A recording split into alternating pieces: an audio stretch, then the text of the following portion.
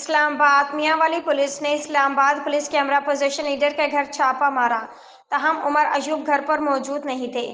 تفصیلات کے مطابق میاں والی پولیس نے اسلام آباد پولیس کے ہمراہ اپوزیشن لیڈر کے F10 رہائش گاہ پر چھاپہ مارا۔ چھاپے کے دوران عمر ایوب گھر پر موجود نہیں تھے۔ اپوزیشن لیڈر عمر ایوب نے اس چھاپے کی تصدیق کرتے ہوئے سوشل میڈیا پر بیان جاری کیا جس میں کہا کہ ATC سرگودا نے میرے خلاف قابل ضمانت وارنٹ جاری کیے۔ لاہور: وزیر اعظم شہباز شریف کے احکامات پر نیپرا اور FIA نے اوور بلنگ انکوائری کا آغاز کر دیا۔ ذرائع لیسکو کے مطابق پروٹیکٹیڈ صارفین کو کروڑوں روپے اوور بلنگ شکایات پر انکوائری کا آغاز کر دیا گیا ہے۔ یہ انکوائری نیپرا اور FIA کر رہی ہے۔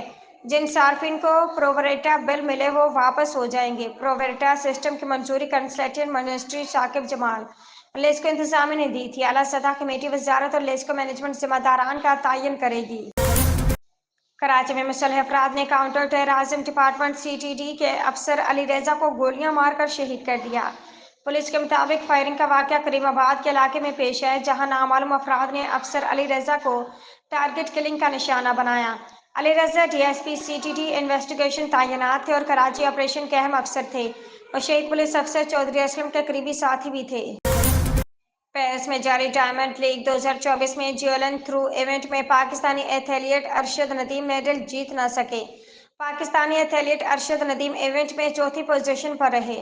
جیولن تھرو کی پہلی باری میں انہوں نے 74.11 میٹر تک پھینکی جبکہ دوسری باری میں 80.28 کی تھرو کی، تیسری باری میں 82.71 جبکہ چوتھی باری میں 82.17 کی تھرو کی۔ اسی طرح ارشد ندیم نے پانچویں باری میں 84.21 کی تھرو کی۔ یاد رکھیں یہ ان کا اگست 2023 کے بعد پہلا ایونٹ تھا۔